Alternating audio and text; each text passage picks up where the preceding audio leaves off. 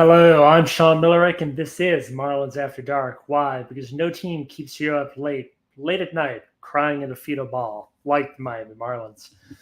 The So back at it after a few weeks, a lot to cover in light of recent news with the franchise.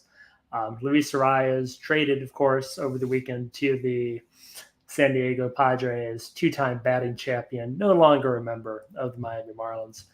And so wanted to cover that, get some of my thoughts on that, and just the state of the franchise off my chest. May or may not be joined by a special guest later in the broadcast. We'll see how that goes, but just kind of doing my own late night with the fish response. I think just about every night leading up to this one, there's been, some kind of platform for venting and coming to terms with this latest direction that the Marlins franchise has chosen to pursue. Well, I guess not Saturday night. There was a very eventful, exciting Spaces on Friday. There was a slightly less emotive but still informative Twitter Spaces on Sunday. Monday, of course, just the regular Fish on First stream. And Saturday, I just was fortunately lucky enough to be watching a May the 4th performance of Star Wars in orchestra with my 5-year-old, rather than having to watch that 20-4 ass whooping that the Marlins were subjected to. So in any case, also want to make clear to you, my devoted listeners, the 3, 4, 5 of you that might be watching this, that again, I had not clocked out on the franchise over the last few weeks. Tuesday is really the day I have to do this. Going back just a few weeks, it hasn't worked. Starting with mother-in-law visiting, didn't think I needed to, have the mother-in-law hear me say that Bruce Sherman was more full of shit than a constipated horse when he talked about this team being meant to win and having money to spend and all of that. Had sick kids. I was sick, had a birthday thrown in there. So while I'm certainly sick of the direction of the franchise, sick of my existence and lot in life as a fan of this franchise, wasn't sick enough to tune out completely. I have been following, and so hopefully back on track for a couple weeks going forward, except for next Tuesday when I'm on vacation. But anyway, the Luis Arraez trade. That's enough about me that nobody cares about. And I just want to talk about this in two ways. On paper, Luis Arraez, as has been popularly and unpopularly noted, depending on what corner of Marlins Twitter fandom you occupy, a one-tool player. It's a really useful tool that no one else on the team could do, but it's one tool that was traded for a big package of prospects that, depending on what corner of the baseball social media universe you occupy, was either a really good package, more than they could have reasonably expected to receive. Keith Law had the Marlins making out like sharks, and they obtained Woo Suk-go, Dylan Head, Jacob Marcy, and Nathan Martorella in exchange for the one tool, scant control, 1.8 seasons, whatever it comes out to, 1 3/4. I think we're past the quarter pole. 1 3/4 of control of Arraez for 4 players who could be the next great thing, or could be the next starting wide receiver for Arkansas. I think that's what happened to one former Marlins prospect earlier today. I believe I saw that news online. I'm honestly, at the moment, I'm blanking if it was Magnoris Sierra or Monte Harrison. Then I think that pretty much says it all about that particular transaction. They're very interchangeable, those two. But on paper, that probably is a good return, getting that much young prospect talent.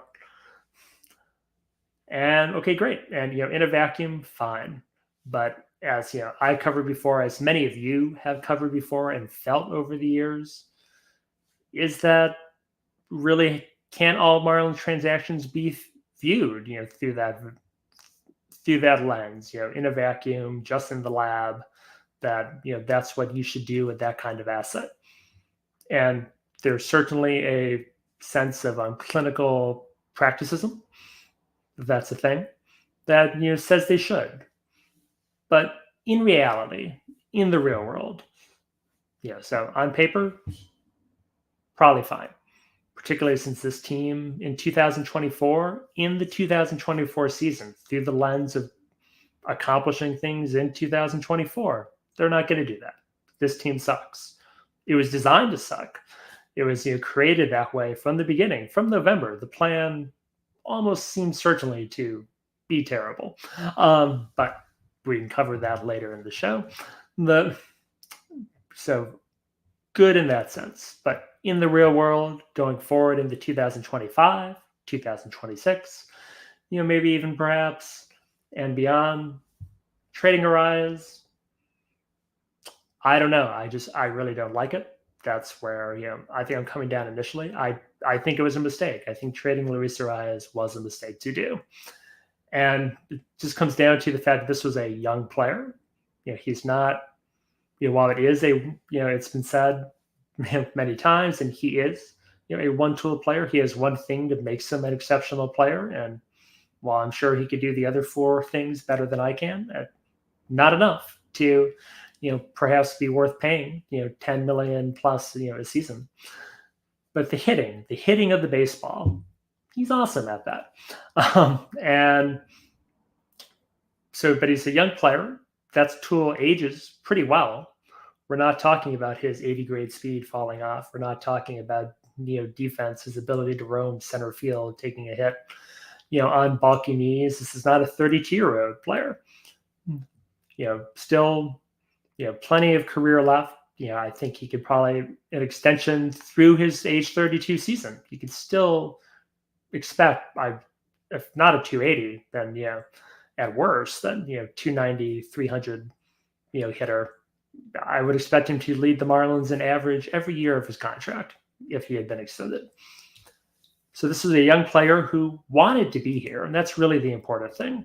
If we look back, and I imagine this is all we're going to be doing really for the rest of the season in Marlins fandom, is looking at other rebuilds, what worked, what didn't, trying to draw some lessons, some inspiration, some feeble shreds of hope that there's any point to any of this.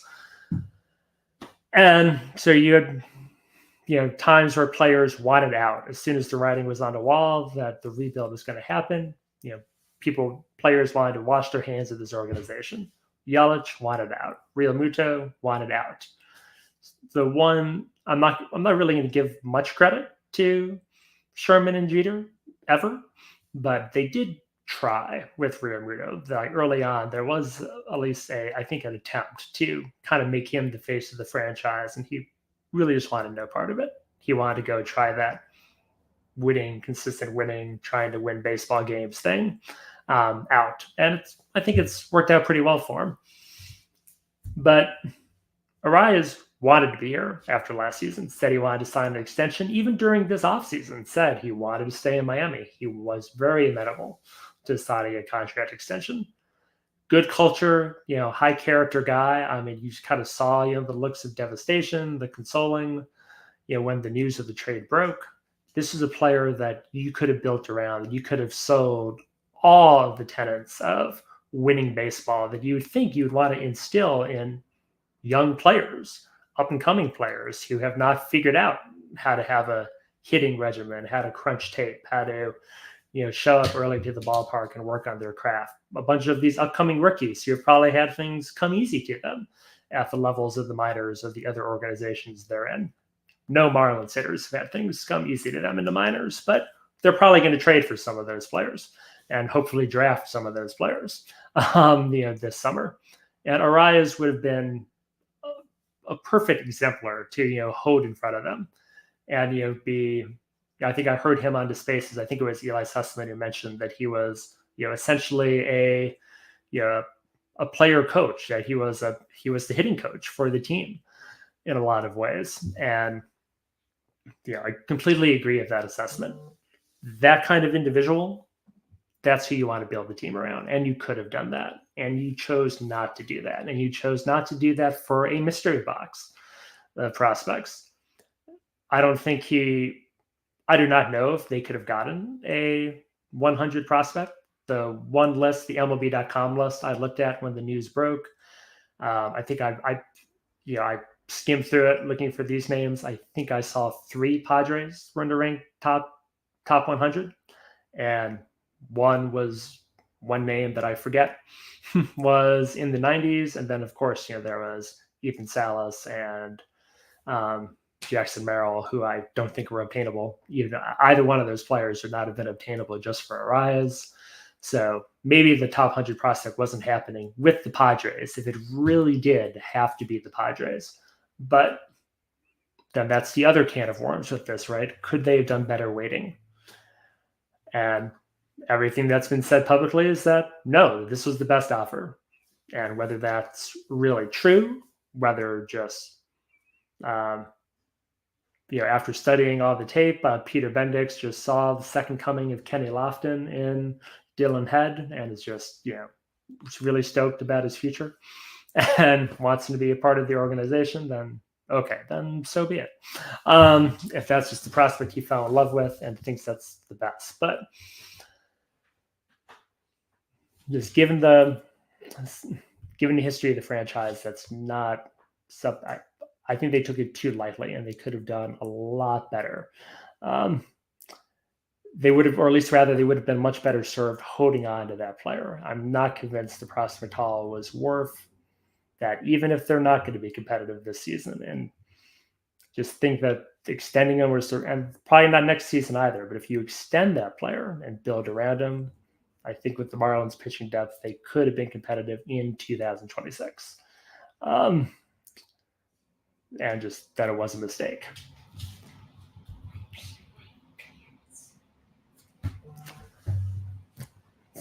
Good.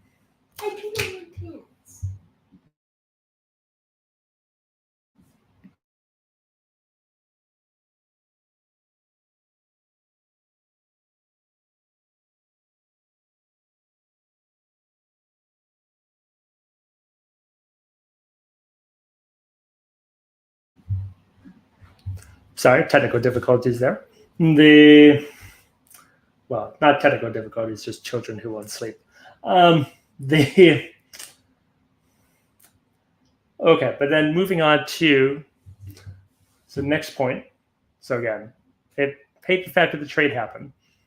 Get it in a vacuum, but and that does not have me against the need to rebuild, the need to restock the farm system. All right, I just talking through it. It's not a move that I would have done. I would have added through the draft. If I'd have actually in many ways been more on board of trading Luzardo. I'll be more on board with trading Jazz if it comes to that. But Arraez, it really comes down to the wanting to be here, publicly wanting to be here. And I would ask you how many times you've seen a Marlins player do that. And the answer to that question is why they needed to keep Arraez, because I spent a lot of time thinking about Marlins players, and I can't really think of an example of someone being that excited about the prospect of playing here. Okay, so then the next thing, as we enter Rebuild 5.0, for those of you keeping score at home, on how many rebuilds it is now. I think this is 5. I've kind of maybe I blacked one out there at some point, and so we arrive at Peter Bendix, and there's been a lot of hate I've seen posted around with Bendix kind of being the poster child, for this, for this rebuild. For me, it comes down to just whether that's fair to heap all the blame, on him. Is he, just things coming out of it saying that it had to be this trade. There were the comments from Terry Lavulo not knowing about Luis Arraez being on the market, and now that's been broken down, 100 different ways. Is that proof that Bendix only talked to one team and he should have talked to 28 others about the transaction, or is that just proof that maybe Terry Lavulo doesn't get the minutes to every meeting, that the GM has? And but overall, just if Bendick should really take any blame for what the Marlins are doing right now, and I'm still kind of on the fence for that. I think he could have used some media relations classes. I'll certainly give him credit for continuing to put himself in front of the camera. I you know, honestly, I teach communications, and I kind of think it's commendable to give yourself practice. I tell students, give yourself as much practice for the whole public speaking thing as possible. And it's almost as if Bendix knows he's not great at fielding questions from reporters and keeps sitting in front of the camera to take the hits, to answer the questions. Now he's giving like the kind of stock cliche answers that Kevin Costner taught Tim Robbins how to do in Bull Durham. It's just the GM book of cliches is all he says. And I think the owner of the Marlins should take some of these bullets and actually step in front of the camera himself and level with the public that paid for the stadium that he's trotting out a AAA team on for why we need to do Rebuild 5.0 right now, and how he is fully culpable for the failings of Derek Jeter and the previous regime and those choices, or at least accepting responsibility for it. But I'll kind of save venting on Sherman later. So for Bendix, it's just, to me, he's kind of the messenger, and he's the one who's been put in this position to do it. Also, I kind of wonder just how snakebit he kind of was by how this offseason developed. I mean, what I imagine had to have happened. The only way this makes sense, it really keeps coming down for me. He's either a hapless idiot in over his head, or some kind of mix of those two, or just it's been a comedy of errors in how this offseason is carried out. We knew going into the offseason that Sandy wasn't available, but Brack's not being available, Yuri not being available, Yuri being out for the season. Brack's missing a big chunk of it with injury questions cropping up around Luzardo. Just anything that can go wrong did go wrong. And I wonder if none of those pitching injuries happen. I won't say for Sandy because that happened last season. Then are things a little different? Would you have seen a little more investment, in the big league roster, enough to take slightly more of a run at the, at being competitive? If the team was somewhat more competitive, is Arraez still a Marlin now? Probably would have been in July, but would he still be on the roster right now? Would the Marlins have won, I don't know, 6 more games over the course of the season? And does everyone feel better about things, even if it's really not the reality of the situation? And I kind of think it's that. I kind of think that Bendix was just dealt a really shitty hand. That with the history, which is so key to how all Marlins baseball is viewed, that as fire back to Rebuild 5.0, that this is Rebuild number 5, and he keeps being asked about that. And full credit to, by the way, all the reporters who are starting to ask these questions that are kind of framed around, when is the breaking point? Is it understandable there's a breaking point? How much more can this beleaguered, treated like shit by their owner fan base take? And I think we're getting there, but it's starting to sink in just how much the owner of this team does not care about you. If you could remember back to your rebuilds, Sherman doesn't care about you. He cares about that future investor, that future ticket holder, the person who's going to buy season tickets in 2028 because it turns out that Dylan Head is really good at baseball, or whoever we draft, first overall in next year's draft, is the one on that promotional, flyer. Those people who have never bought Marlins tickets before, but are going to spend a bunch of money on it a few years from now, after we do all the work of suffering through this. That's who Sherman cares about. By considering the history, I think that's part of it. I'm not giving Bendix a total pass. Again, I think he's made some missteps. I think there could have been maybe a little more candor from him. I also think maybe since it's clear that he does kind of have the ear of the owner, and I think to a certain extent he can do, what he wants. I think things could have been handled in a better way, but I just don't really think it was an option to blow it up in the offseason until the injuries already happened. So maybe late in the offseason, they could have pulled the plug if John Birdie and Luis Arraez were traded on opening day or the day before opening day, and we just didn't do the thing where we kind of pretended we might be competitive in 2024 during those last few weeks of the offseason, fine. I think that's arguable. But the bulk of the offseason, like going back to the winter meetings, I think that's too much revisionist history. I think the Marlins did have to try. I think they should have tried. I think it's shameful that Bruce Sherman didn't sign off on more spending to try harder in the offseason, to field a competitive roster. Because you could have done that with many of the one-year contracts, and we don't have to relitigate too much of that, tonight. But I'm not ready to throw Bendix under the bus until I see draft picks start not panning out. So when Dylan Head becomes the next Vigner Sierra or Martin Harrison, then I'm ready to fire Bendix and run him out of town. When Nathan Martorella becomes, this coaching high school baseball alongside Yamamoto, then ready to run Bendix out of town. But that's going to take at least 2 years to really reach a verdict on Peter Bendix. Now, the owner of this franchise, though, that's something I think we could reach agreement on. That the Marlins have a terrible owner.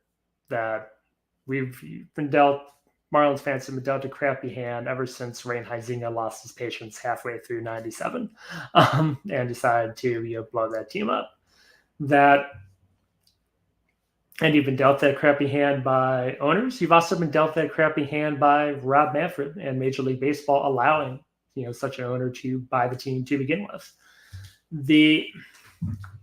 And just really would like to see the case of at some point to dream that Major League Baseball would do something about the John Fishers and Bruce Shermans and Jerry Reinsdorfs of the world.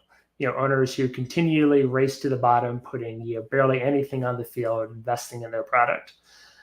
And because it does nothing to grow the game, does nothing to grow fans. All these rule changes we've contributed to over the years, any change that's been made to baseball, over the last 4 or 5 seasons has been done with the interest of growing the game, of bringing in more fans, whether it's stupid changes to the extra inning rules, whether it's useful changes to pace of play and making the bases bigger, increasing traffic onto bases. So you can see really cool things like Corbin Carroll and Ronald Acuna, racking up 50, 60, 70 steals. Like, that's good for the game. The things like the World Baseball Classic and hyping up those events, those kinds of things, good for the game. But putting out these glorified 4A teams, while, treading water, waiting for, something, all the cosmic tumblers to click into place, pieces to, fit on some serendipitous run to a title before you blow up that roster, putting in as little, money as possible on the field. It's just, it's just ridiculous. I think that's where a lot of the frustration that I observed, from fans, or at least any, venting and airing of grievances and, profanity-laced messages directed towards the owner, who sucks, and it's shameful, and he doesn't care at all. He doesn't give a shit. Just cares about money. I'm sure he may very well like baseball, Mr. Sherman. I'm sure he does. But this club is a status symbol for him, and many owners like him. Again, John Fisher, Reinsdorf, probably many of major league owners. They're billionaires with the plaything. They're allowed to run their little fiefdoms however they want. It's all about so they could strut into the bar at their clubhouse and their country club and act like they're swinging the biggest golf club in the room because they own a baseball team. And they get to act that way until Steve Cohen comes in behind them with his, $500 million payroll and flops that down on the bar. I just really love for baseball to put some teeth. They've started to. I saw Ken Rosenthal kind of refer to this when he was mouthing off on this latest bit of Marlinsness, that alluding to changes with prospect promotion, and so that's you're kind of starting to see some penalties on the draft. I want stiffer penalties, tied to the draft. The way that teams operate these franchises, that owners operate their teams rather like this, just shouldn't be allowed. And that's where really all of my ire goes. And I think that's where, like I was saying, a lot of the frustration of Marlins fans who are crying foul over this trade. It's not that Luis Arraez isn't roughly equivalent to Wu Sutko, Dylan Head, Jacob Marcy, and Nathan Martorella. And if you throw that into the trade calculator, it's coming out as about even or in favor of the Marlins, even. And that's, fine. And, in a vacuum, understanding how much, money the Marlins are going to spend on payroll, that kind of things make sense. It's how they have to operate. It makes sense that the Marlins need to restock their farm system because they've done a completely shit job of developing hitters since, the last time they developed a good one, they traded him for Lewis Brinson. And that didn't go so well. They need to do a better job. Overhauling had to happen. That all makes sense. But the fact that, just fans keep being told this, that we're again on rebuild 5.0, and there's never been an owner who, is willing to, continually, build to allow for sustained success to happen. I think most of the anger on Marlins Twitter that I've seen, the legit anger is tied to just a continuation of the status quo. And that anger comes from people who have endured 2 or more rebuilds. And again, and many of us, we're on 3 or 4 or 5. So the fact that the last rebuild didn't work, no, it didn't. And so, yes, there probably does need to be another reset. But the problem isn't just that, the history is such that why is this going to be different? So you're told to be patient, you're told to wait, but I think that's just where all the ire is that fans have been patient, and they've been patient, and they've been patient some more, and waiting for the day for this to come through, and it just hasn't happened yet.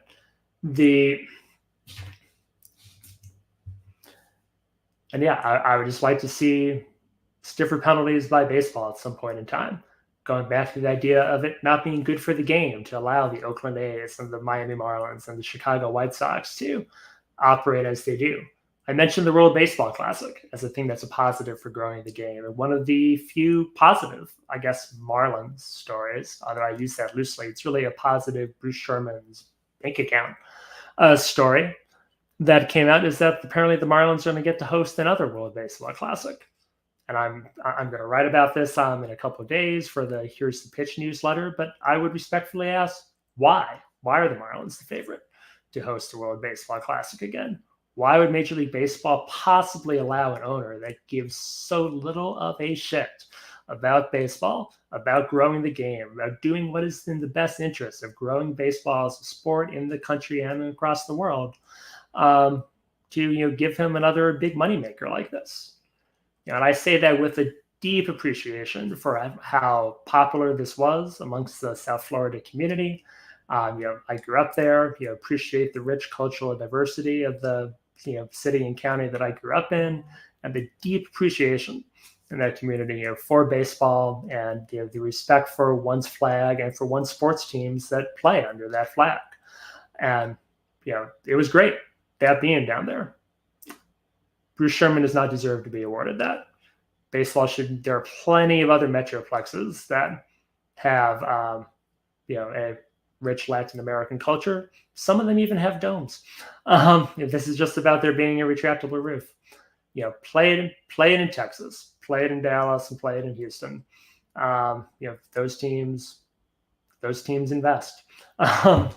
and continue and draft and develop and do all the right baseball things.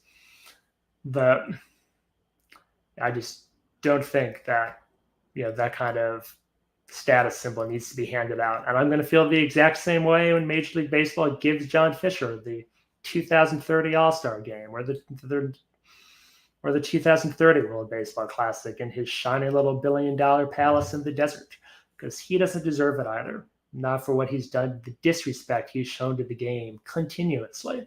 Bruce Sherman doesn't deserve any accolades or All-Star games until he starts showing a respect for the game of baseball. And the only time I've ever seen that from him was when he was, jumping up and down, celebrating his playoff trip, which he then immediately decided to kind of gut and dismantle and undermine the personages that he employed that were responsible for that.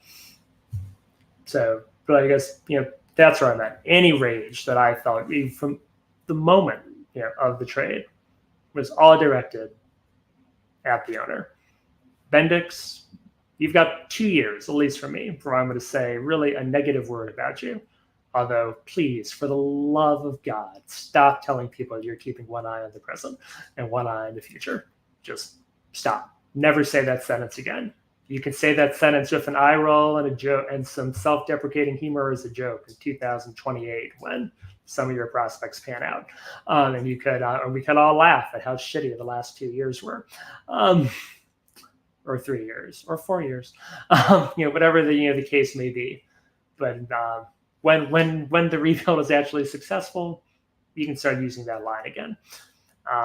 But until then, let's just retire that particular cliche and find another one. But yeah, I'd say probably safe to say, special guest not hopping on, but just really want to just get that off my chest.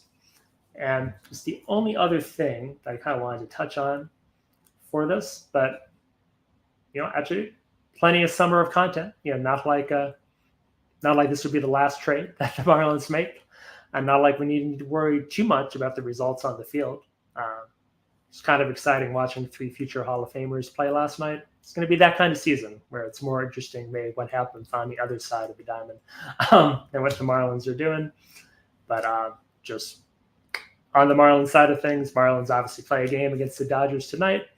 For the sake of my fish on first predictions, I really hope they win one game in this series. And I'm thrilled to have Jake Berger back. Easily going to be, as of Friday, my favorite Marlin to watch in the batter's box. Wish him good things. Congratulations to his family on their forthcoming edition as well. So hopefully maybe we can get a couple Burger bombs before they leave Chavez Ravine. But so with that, I'll sign off, get ready to watch some baseball in a bit, and go fish.